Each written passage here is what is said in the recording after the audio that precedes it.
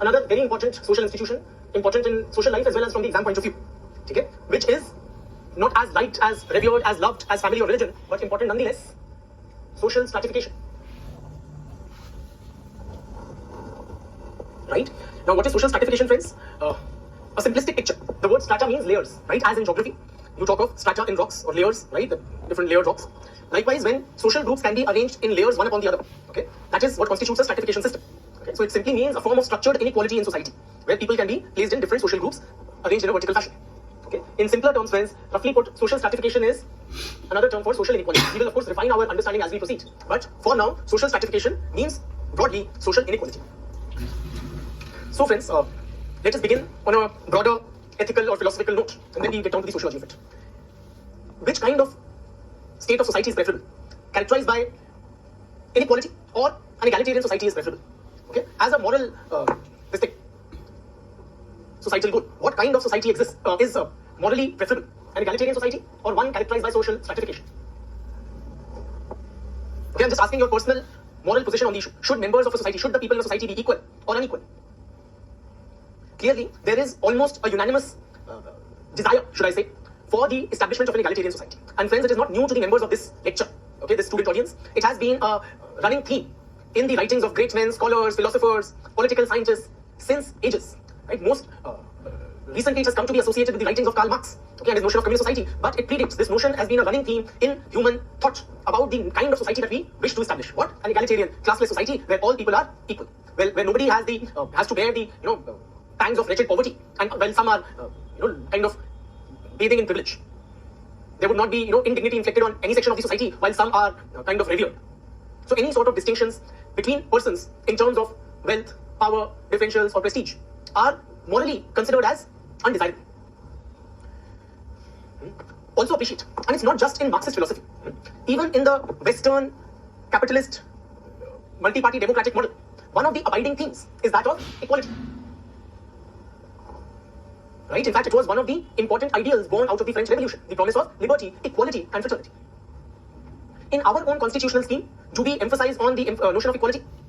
Does the Indian Constitution champion the notion of equality? Of course it does. You will find it mentioned in various portions of in our whole constitutional and legal framework. Right? So everybody is equal before in the eyes of the law.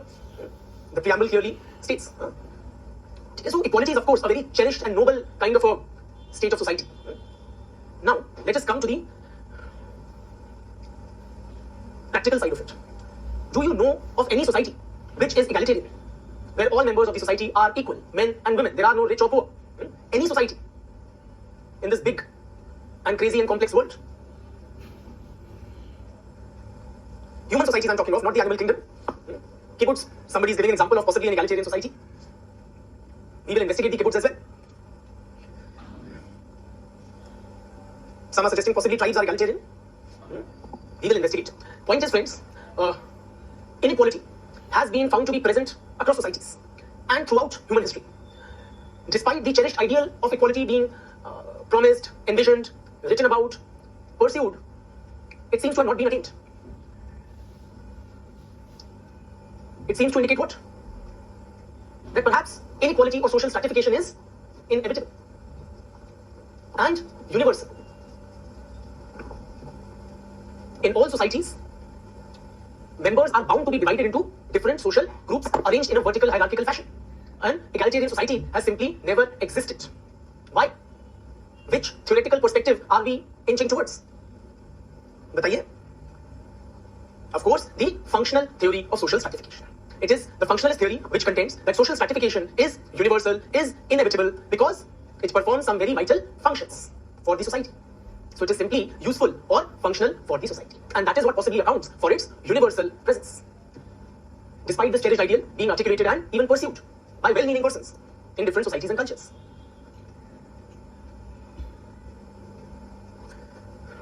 Before we elaborate on the functional perspective of social stratification, let us begin with a quick, rough and ready definition of social stratification. Please note down. Social stratification refers to, it is what we have already explained. Now I'm just making you write it down. Social stratification refers to the presence of social groups, ranked hierarchically, one above the other, one above the other in terms of differences in power, the three P's: power, wealth, and prestige. Power, paisa, and prestige that they possess.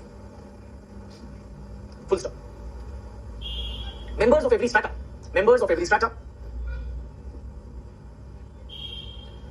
may have common interests, common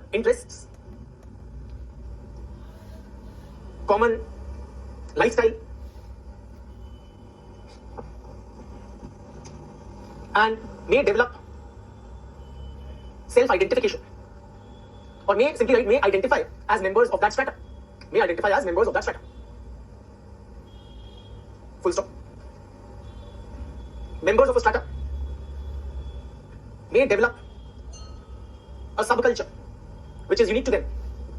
Members of a strata may develop a subculture which is unique to them and distinct from the subculture of other strata. For example, friends, different stratification systems. One is, of course, the class system. Class meaning you have the upper class or the rich, the middle class, and the lower class. People differentiated in terms of the different amounts of money that they have. Okay, it is almost nearly a universal classification system. In every society you will have poor people, rich people, and middle income people. You have caste as a form of stratification, meaning you have the various castes belonging to the Brahmin Varna, the Kshatriya Varna, the Vaishya Varna, and the Shudra Varna. In Indian society, it is another example of a stratification system. In what manner are these people arranged hierarchically? In terms of wealth, power, or prestige? It is a hierarchy of what? The caste system. When we say the Brahmin is superior to the Kshatriya, who is superior to the Vaishya, who is superior to the Shudra, in what respect? Mainly it is prestige, okay, that it is a hierarchy of. Power, wealth, they may be incidental, but it is primarily a hierarchy of prestige. Likewise, gender may be regarded as a form of stratification, where men lording over women, enjoying greater power, prestige, wealth than the female members of the society. Race is another form of stratification, where people of color are placed in an inferior position to the whites in Western society. So these are different examples of stratification systems. Now, what we have written is members of a strata may share certain interests, certain lifestyle elements. For example, friends, can we say that the upper class have certain common interests, or the capitalist class, the industrialist class, which are different from the interests of the working class, clearly, as Marxist theory has taught us? Can we also say that the lifestyle, the way they live of the upper class is different from the middle class, from the working class? Definitely. Right? Whether it is the kind of schools that their children would go to, or the kind of leisure activities they engage in, the kind of food one eats. Likewise, can we say the lifestyle of a Brahmin or the subculture amongst Brahmins is different from the subculture of Shudra castes? So Brahmins would have a particular sense of dressing or eating food or cooking and so on and so forth, right? And members of a strata may also develop some strong self-identification as members of that strata. Which identification is stronger if we compare these two? Membership of which? Class or caste? You belong to both. You and I, as members of Indian society, we belong to a certain caste grouping. Whatever your caste may be, my caste is Banya. And then we also occupy a certain class position. So based on our different amount of wealth that we all possess, some of us may be, I presume many of us would be middle class, then some of us may be upper class, some may be lower class. Which identification is stronger, clear, unambiguous? Caste. Okay. Class identification may be somewhat hazy, confusing. You know, for example, I know for a fact, having taught for so many years, interacted with so many students, a lot of students coming from upper class backgrounds, they tend to identify with the middle class. They simply don't know that they are upper class. But if you look at their income levels, they would squarely belong to the upper class in India. But they consider themselves middle class. You never find such confusion when it comes to one's caste identity. So people are very clearly, they know which caste they belong to. Okay. In any case, so point is, this is what is a social stratification system. Coming to the functional theory. Coming to the functional theory of social stratification. It contains that, so functionalist scholars like Talcott Parsons, like Davis and Moore, these are some prominent functional theorists. Kingsley Davis and Wilbert Moore. They suggest that social stratification, roughly meaning inequality, that social stratification is universal, inevitable, and functional for the society. Let us try to appreciate this perspective. Friends, you all are championing egalitarianism, that everybody should be equal. Tell me, friends, nature has made us equal or unequal? If you pick up any two persons, say I'm one of the persons, the other is you. One of us is taller than the other. One of us has greater muscular strength than the other. Yes or no? One of us is also possibly more appealing or physically attractive than the other, more beautiful than the other. Are we equal? Now also come to the mental faculties. One of us, any two people, one of any two people would be more intelligent than the other, would have greater analytical skills than the other, greater comprehension ability than the other, superior reasoning than the other, greater risk-taking ability than the other. Yes or no? In other words, friends, no two human beings are alike. No two members of the society are alike. Nature has endowed us unequally. Some are stronger, fitter, more intelligent, think sharper, etc. than others. So is it even reasonable to expect equality when nature has made us unequal? Or are we pursuing an illusion? Since thousands of years, we meaning, philosophers and people of all shades and hues at different time periods throughout human history. So, coming to the essence of this is the essence of the argument of the functionalist, that we are unequally endowed. People have different levels of skills, abilities, right? And now let us get into Parsons' argument in some detail. He suggests that society is based on certain shared norms and values. Beginning with Parsons, society is based on shared norms and values.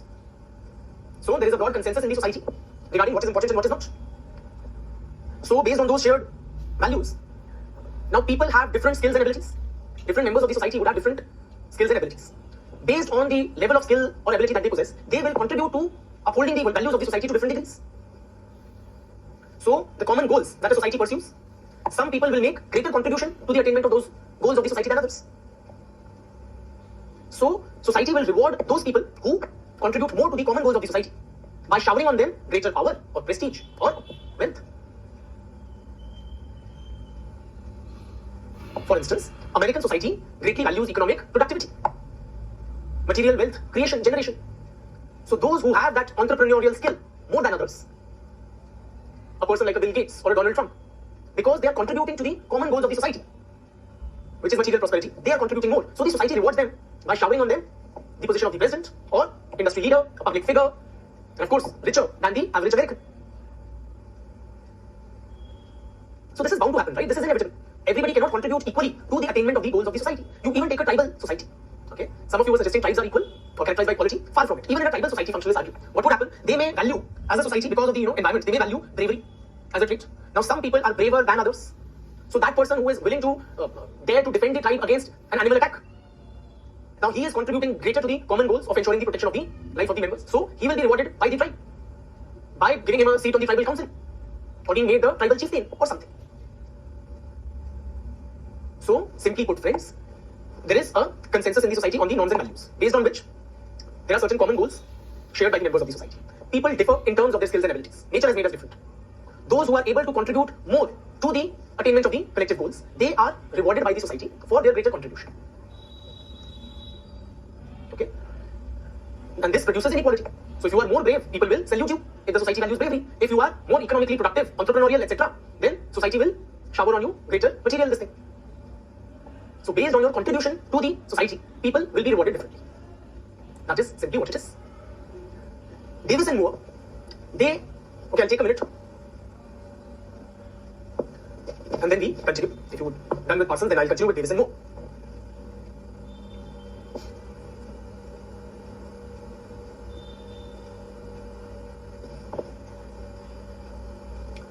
Kingsley Davis and Wilbert Moore, friends. It's a single or double L, you can Google check. In Wilbert. Okay. Kingsley Davis and Wilbert Moore. Now what they suggest. Now they begin with the observation, some principles of stratification. That's the name of their paper. Some principles of stratification. And this is important exam point of view. It has been asked a couple of times in UPSC sociology paper. Davis and Moore's theory straight away. So Davis and Moore in their paper, some principles of stratification, suggest that A, social stratification is universal. It exists in every known human society. Okay. There's no society in which stratification is not present. Now, why is it universal? Because it meets some functional prerequisite, or it somehow is beneficial for the society as a whole. What is that functional requirement of the society which social stratification or inequality needs? According to Davis and Moore, in every society, you need, there are different social roles. There are different roles that must be filled. So there are a variety of tasks in any society which need to be done. For example, there would be a task of that the floor must be cleaned, that administration needs to be done. So you need administrators, you need peons, you need teachers, you need doctors, you need a variety of tasks which need to be accomplished, right? So there are a large number of roles, different roles which need to be performed. If you want that all these tasks need to be done, right, and any number of occupations. If now every society will need some people who will be doing these tasks. In other words, all these roles must be filled with persons. Somebody has to do the task of a peon, of a washerman, of a cleaner, of a doctor, engineer, manager, IS officer, president, and so on and so forth. not only different tasks need to be done by certain persons, they must be done by those who are most appropriate or most suited, most capable to perform those tasks. In other words, we need to match people's skills and abilities with the requirement of the task or role requirement. Please appreciate all tasks. Some tasks are more important than others. They say some tasks are more functionally important than others for the society. So for the performance of the more important tasks, more skill is required. A greater level of ability, skill, commitment, expertise is required, which everybody does not possess. People vary in terms of their skills and abilities. So we need to ensure a mechanism that the more important tasks are performed by the more capable persons. How do you do that? By social stratification. In other words, so the more important tasks, they are associated with greater wealth, power or prestige, while lesser wealth, power and prestige is associated with the less important tasks. Simply put, friends, why are you striving to become an IAS officer?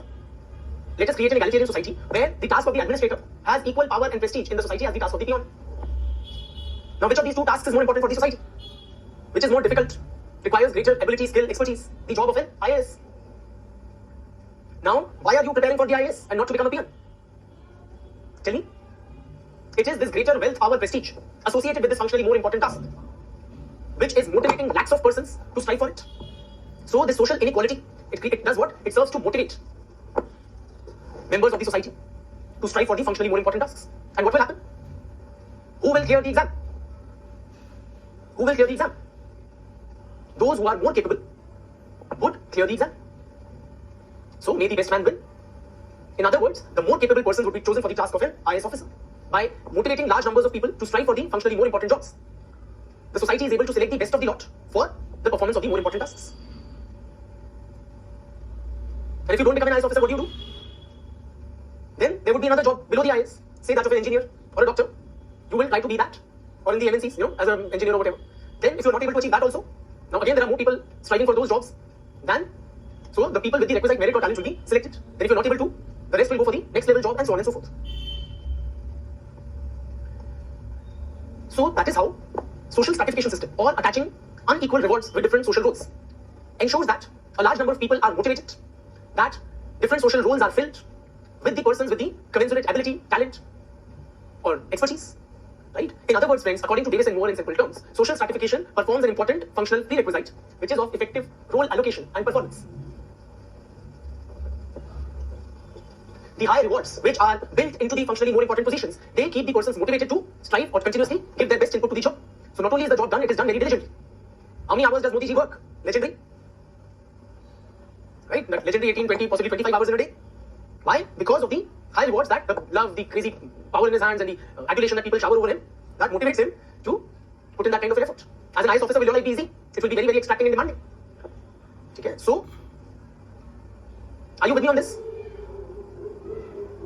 Also appreciate, friends, another thing that Davis and Moore suggest, that the functionally more important tasks in society, they also typically require longer periods of training, study, preparation, etc., which entails a loss of income for the incumbent. Right?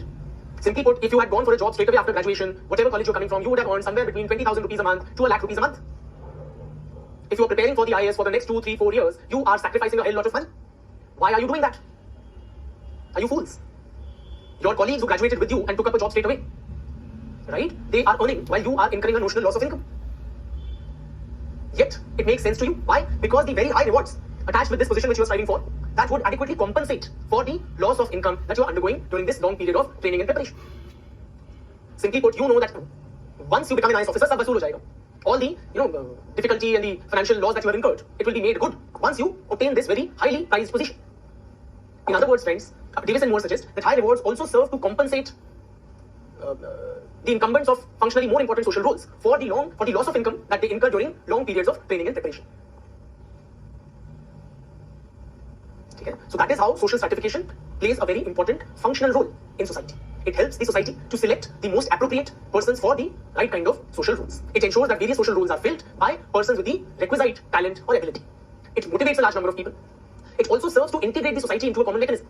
What do I mean by that? Friends, in case you do not clear the exam, and somebody else does, as someone will, as someone must, will you accept the authority of an IAS officer? Or will you look down upon him with contempt? tell me, in case you don't make it to the civil services, you will accept as you should. Why? Because you have also strove for this position. You know what goes into the making of an IAS officer. So those who do make it to that position, you look at them with awe, with reverence, with a sense of gratitude perhaps, or you acknowledge their power, their authority over you. So this ensures that social life is orderly and well coordinated. So that is how social stratification is highly functional for the society, and this is what explains its universality. In every society, you need this mechanism to ensure effective role allocation and performance, which means that all social roles are filled by the appropriate persons, particularly that the more important tasks are allocated to the more capable persons. It helps to motivate, it helps to integrate the society. Right? So it's a good thing or a bad thing. You guys have been so critical, not just you personally. Since ages we have been so critical of inequality. Philosophers have looked at inequality with contempt. Why? It is considered widely regarded as unfair, unjust, as a penalty on some. But is it a good thing or a bad thing? What would the functionalist tell you? It's an awesome thing. Yeah.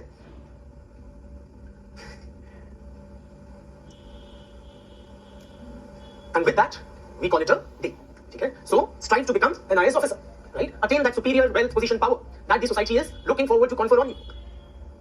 Right? You have to exhibit the right amount of, or the requisite amount of ability, talent, skill, merit, capability, the drive, motivation to work hard. Okay? And then you will rank high up in the social scale, which is what we all would want.